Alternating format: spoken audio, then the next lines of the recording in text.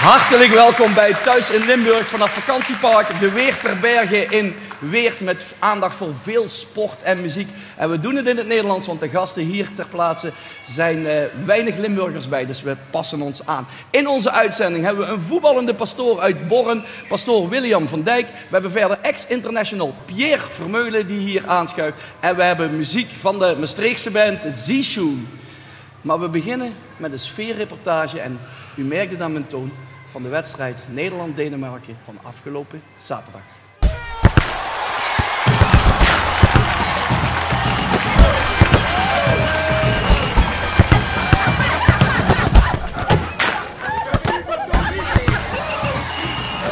We zijn er helemaal klaar voor. Geweldig. De sfeer zit er nu al goed in.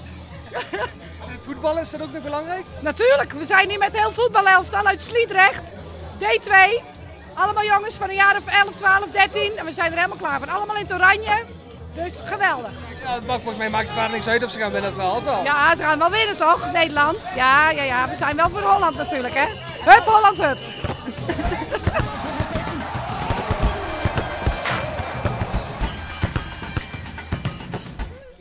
Nou, normaal neem ik eerder de vlucht. Dan ga ik strijken of zoiets, omdat ik het dan zo spannend vind. Nou, dan ga ik af en toe kijken. Of als er een doelpunt is, dan hoor ik dat wel. Hè? Dan ga ik gauw naar binnen. En heeft u dan ook verstand van voetbal? Nou, niet zo erg helaas, nee. Nou, dat interesseert er niet zoveel, nee. Ze gaat wel altijd mee. Maar vraagt er niet wel buiten spel is bij wijze van spreken. Want dan, na al die jaren, begrijpt ze dat nog steeds niet. U heeft wat dat betreft de hoop al opgegeven. Ja, inderdaad. En hoe vindt u het nou om samen met zoveel mensen hier voetbal te kijken? Ah, dat vind ik het gezelligste wel.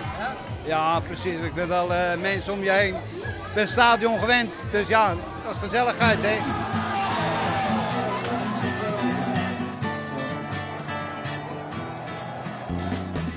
Nee, daar komt nog een ander hoogtepunt. Ja? Als ze eerste worden. We zitten hier de hele week nog, dus woensdagavond hebben we ook nog een wedstrijd. En dan gaan we ook kijken. En dan gaan we zien hoe ver we komen. En wat mij betreft nummer 1.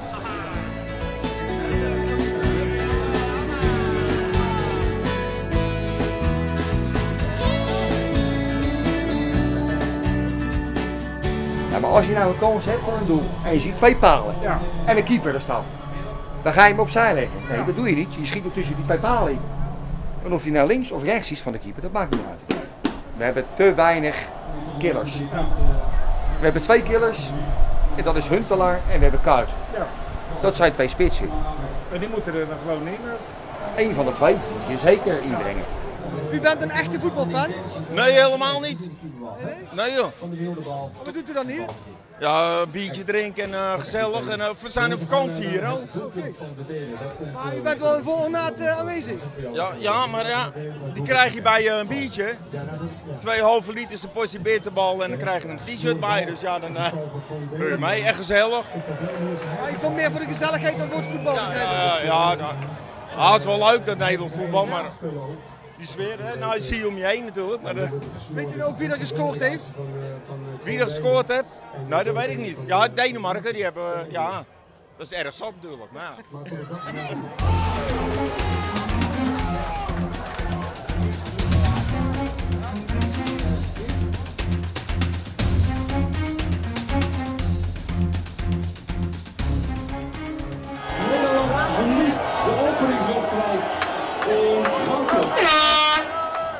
Als ze maar van die Duitsers winnen. Of niet? Tja, het doet nog steeds een beetje pijn als ik eerlijk ben. Inmiddels aangeschoven pastoor William van Dijk. Pastoor, hartelijk welkom. Dankjewel. Laat ik maar beginnen met Oranje had geen hulp van boven afgelopen zaterdag.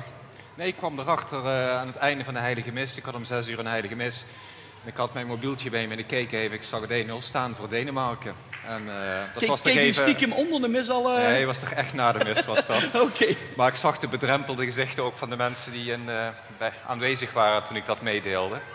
En toen ik thuis kwam, ja, toen zag ik echt de kansen ook die ze kregen. En dat het echt niet mee zat. En toen ik Van Persie al zo snel over die bal heen maaide, toen voelde ik aan van dat gaat vandaag niet meer lukken, dacht ik toen. Ja, mensen thuis denken van, nodigen ze nou een pastoor uit om over voetbal te praten, maar u bent een heel sportieve pastoor.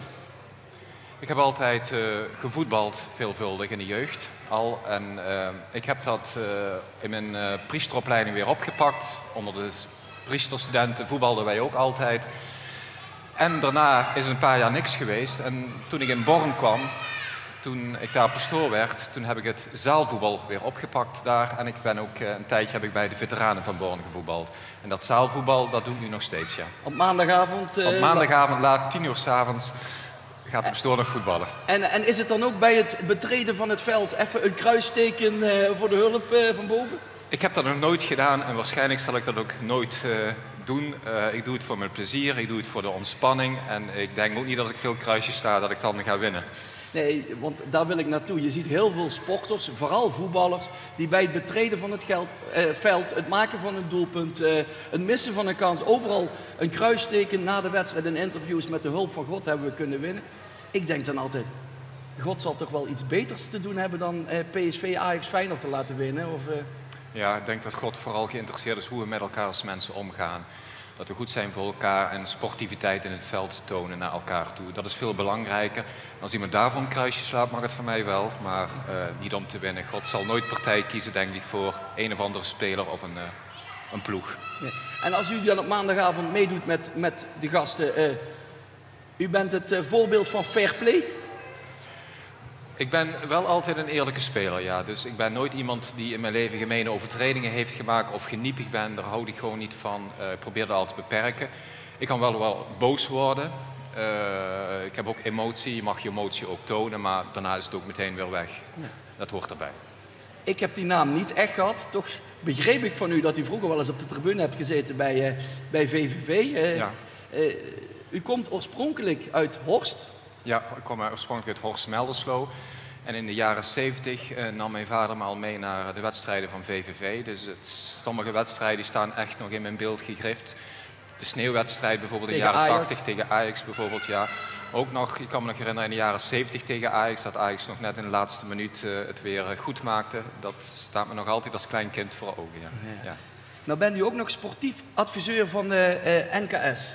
Ja. Wat moet ik me daarbij voorstellen? De NKS, dat is de Nederlandse Katholieke Sportfederatie. Dat is een grote federatie met zo'n 400.000 leden en zo 2.000 à 3.000 verenigingen die erbij aangesloten zijn. En vooral hier in het Limburgse zijn toch de meeste voetbalclubs, voetbalverenigingen daarbij aangesloten. En wat ze van de NKS kunnen verwachten is ondersteuning op allerlei gebied. Dat kan zijn dat wij jeugdleiders begeleiden. Dat kan zijn dat wij bestuursleiders ook helpen om taken uit te voeren. Kan gewoon met praktische zaken, met de accommodatie gewoon zijn waar ze hulp nodig hebben. Maar ook gewoon allerlei avonden die wij verzorgen. We hebben vele sportadviseurs in dienst die avonden, cursussen verzorgen op allerlei gebied. Net waar een vereniging ondersteuning nodig heeft. Ze zijn dus echt lid van onze vereniging. En voor het lidmaatschap bieden wij dus diensten aan. Het gaat dus vanuit de vereniging, maar niet bijvoorbeeld... Ik zie een gigantische vervaging van normen en waarden op het voetbalveld op zaterdag al. Een tekort aan kader, waardoor denk ik een hoop jongeren niet de juiste begeleiding krijgen waar ze recht op hebben. Kunnen jullie daar ook een rol van betekenis in spelen? Ja, die avonden die wij ook geven, daar staan waarden en normen staan er hoog in het vaandel. Dat proberen we mee te geven. Waar je echt ook bijvoorbeeld aan jeugdleiders mee te geven. Hoe ga je nu met kinderen om? Jouw voorbeeld voor die kinderen is verschrikkelijk bepalend.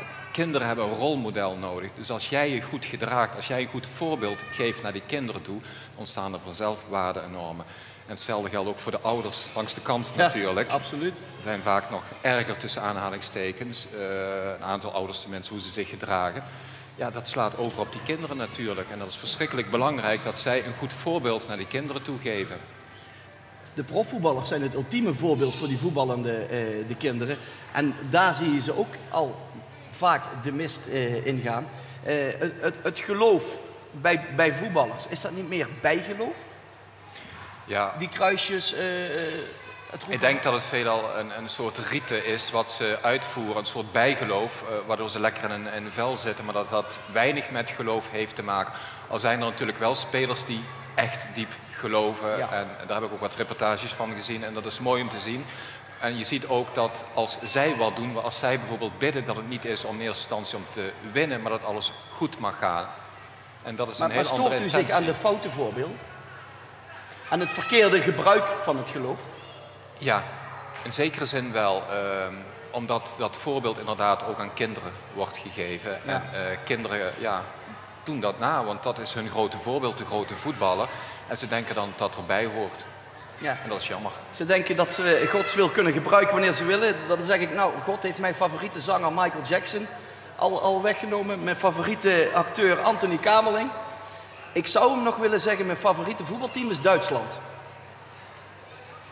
Maar dat je weet het nooit. Je weet het. Je weet. Wat doet een pastoor tijdens de zomer? Hebben jullie een zomerreces? Gaat u op vakantie bijvoorbeeld?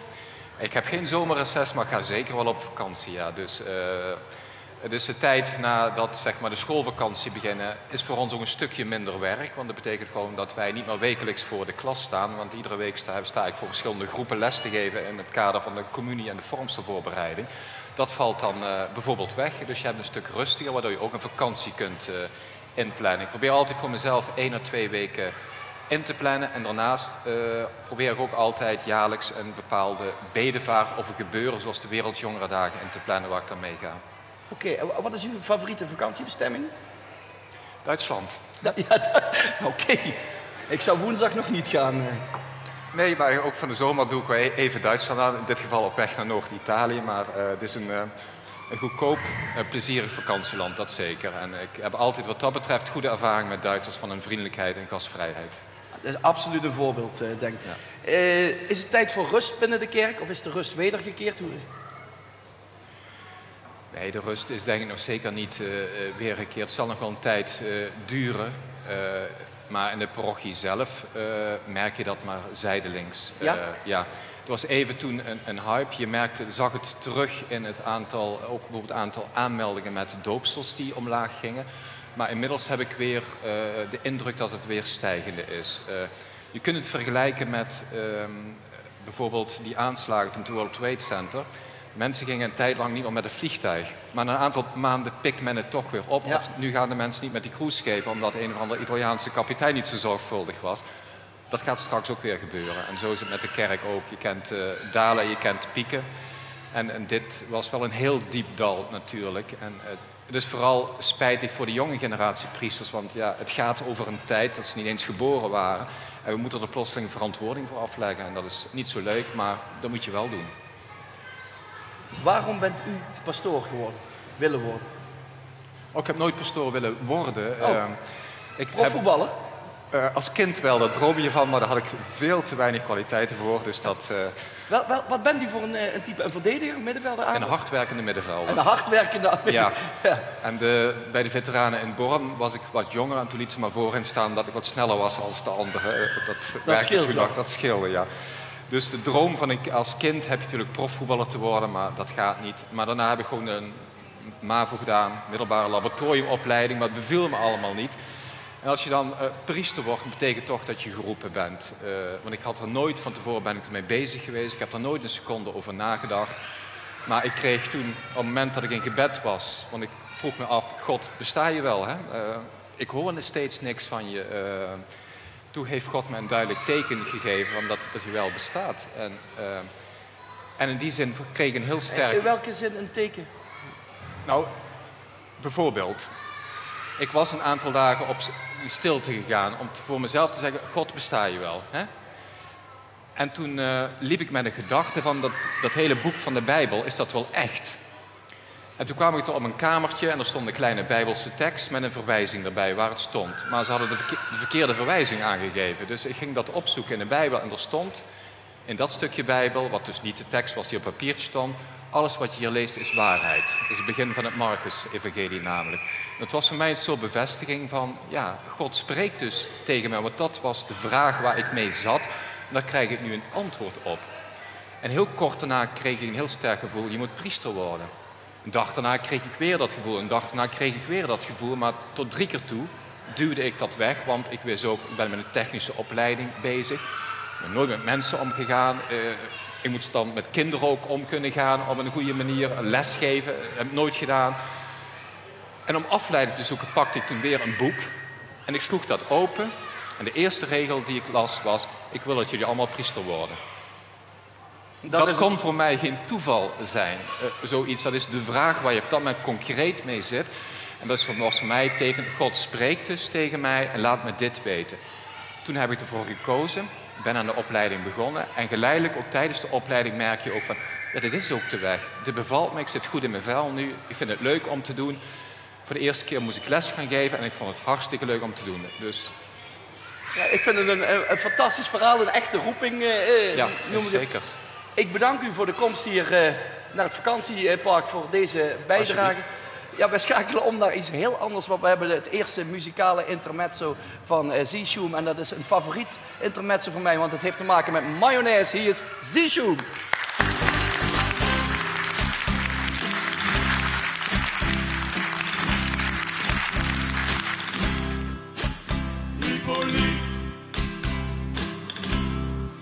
Wie is geboren?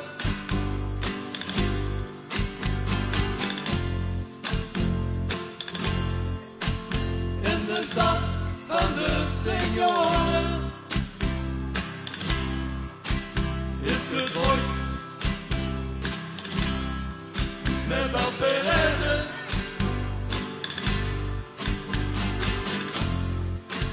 En was op een mayonaise. Van der Hezen, van der Hezen, van der Hezen. Maya, Maya, mayonaise. Maya, Maya, mayonaise.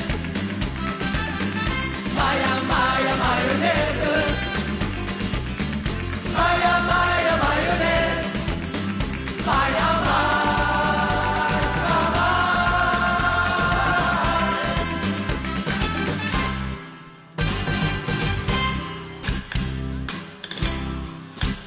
op vakantie in het zonnige Spanje.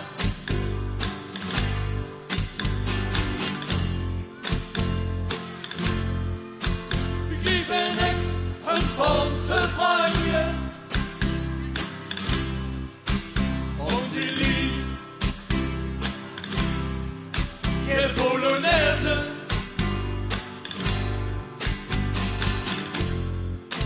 Liever friet met een mayonaise.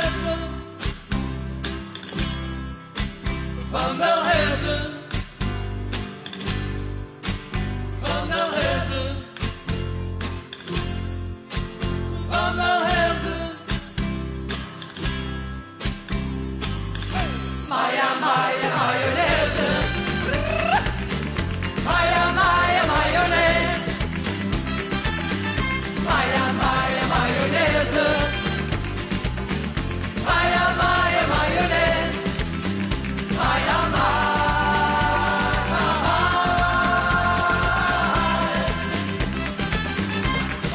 Maya, mayonaise.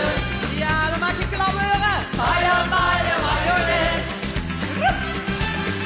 Maya, Maya, mayonaise. Maya, Maya, mayonaise. Maya,